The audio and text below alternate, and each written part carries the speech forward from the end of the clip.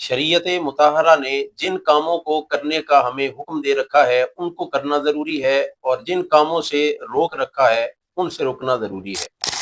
کیونکہ ایسا نہ کرنے کی وجہ سے بروز قیامت ہم سے اس بارے میں بات پرس ہوگی، اور فقط یہ کہہ دینا اس دن کافی نہیں ہوگا کہ ہم اس کے بارے میں جانتے نہیں تھے۔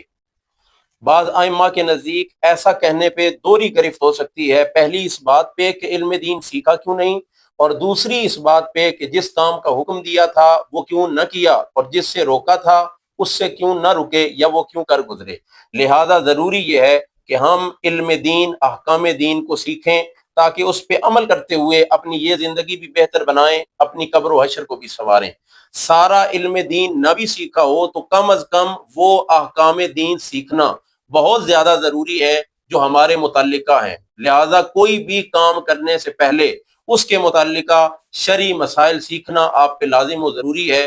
گزشتہ ویڈیو میں ہم نے آپ سے عرض کیا کہ وہ کون لوگ ہیں جن پہ قربانی واجب ہوتی ہے۔ اگر آپ نے وہ ویڈیو سماعت کر لی ہے تو اگلی بات کی طرف چلتے ہیں۔ وہ بات یہ ہے کہ قربانی کن ایام میں کرنی ہوتی ہے۔ اگر ابھی تک آپ نے وہ سماعت نہیں کی تو آپ انہیں سماعت کیجئے۔ اپنے اندر اگر آپ کو قربانی کے وجوب کی شرائط ملتی ہیں تو قربانی کو ادا کیجئے۔ پچھلی ویڈیو میں بعض احباب نے جو مسائل پوچھے، بہتر اور مناسب سمجھتا ہوں کہ یہاں پہ بھی ان کے جوابات عرض کر دوں۔ ان میں سے پہلی بات یہ کہ وہ سامان جو ضرورت سے زائد آپ کے گھر میں کپڑوں کی صورت میں، برتنوں کی صورت میں، دیگر قیمتی اشیاء کی صورت میں موجود ہے، یا جو آپ نے پلاٹ لے رکھا ہے، جو ضرورت سے زائد مکان ہے، دکان ہے، گاڑی ہے، یا کوئی بھی چیز ہے، کیا اس کو خالصتاً تجارت کی نیت سے، بیچنے کی نیت سے خریدا ہو تو ہی قربانی لازم ہوگی؟ نہیں، ایسا نہیں ہے۔ زکوٰۃ کا مسئلہ الگ ہے، قربانی کے مسائل اور صدقہ فطر کے مسائل الگ ہیں۔ قربانی اور صدقہ فطر میں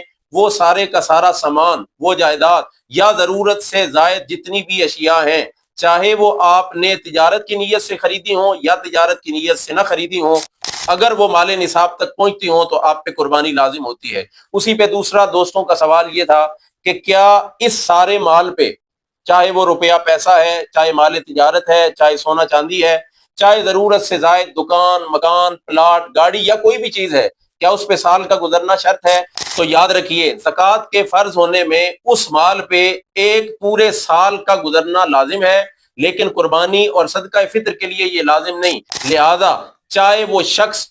قربانی کے تیسرے دن یعنی ذی الحج کی 12 تاریخ کو سورج غروب ہونے سے پہلے پہلے مال نصاب کا مالک ہو گیا تو بھی اس پہ قربانی ادا کرنا لازم ہوگی۔ ان سوالات کے جوابات دینے کے بعد اب اس بات کی طرف آتے ہیں کہ قربانی کس دن کی جا سکتی ہے۔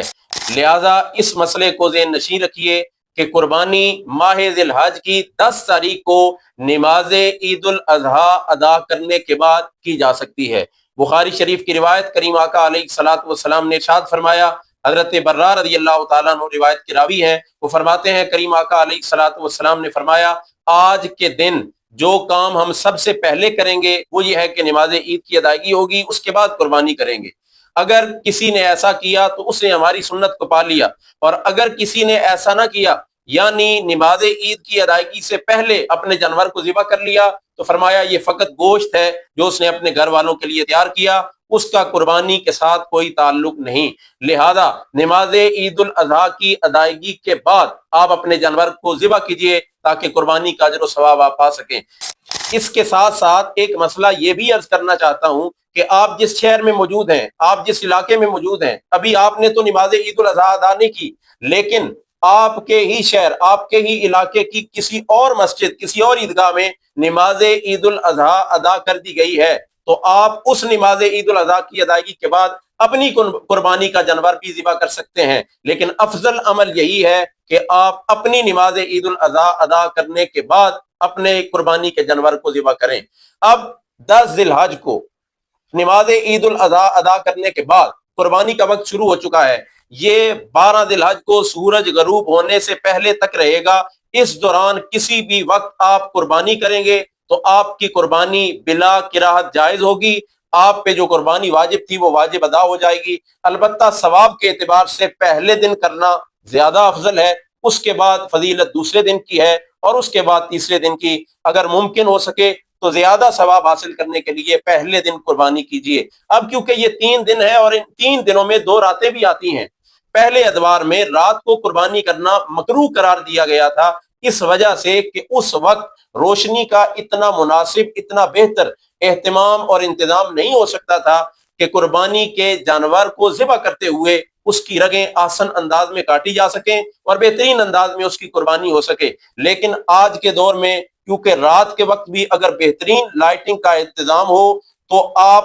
رات کو بھی دن کا سما بنا سکتے ہیں اور خوبصورت روشنی آپ کو مہیا ہو سکتی ہے اور آسانی کے ساتھ جانور کو ذبح کیا جا سکتا ہے اور جو رگیں کٹنی چاہیے وہ کٹ سکتی ہیں۔ لہذا آج کے دور میں اگر رات کے اوقات میں بھی اگر آپ روشنی کا صحیح انتظام کرنے کے بعد جانور کو ذبح کرتے ہیں تو آپ کی قربانی بلا کراہت جائز ہوگی۔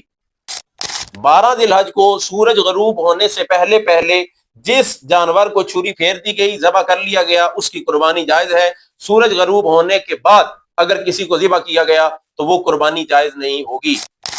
آج ہم نے آپ سے یہ عرض کیا ہے کہ قربانی کن ایام میں جائز ہوگی۔ انشاءاللہ العزیز اگلی ویڈیو میں ہم آپ سے یہ عرض کریں گے کہ قربانی کس جانور کی کرنی چاہیے، کس جانور کی قربانی کرنا افضل ہے، قربانی میں کون کون سی خصوصیات ہونی چاہیے اور قربانی کے جانور کو کن کن عیوب سے پاک ہونا چاہیے اور وہ کون سے عیب ہیں اگر جانور میں پائے جائیں تو ان کی قربانی جائز نہیں ہوگی۔ اللہ رب العزت کی بارگاہ میں دعا ہے کہ مالک صحیح معنوں میں ہمیں احکام دین سیکھنے، ان پہ عمل کرنے کی ہمت توفیق عطا فرمائے۔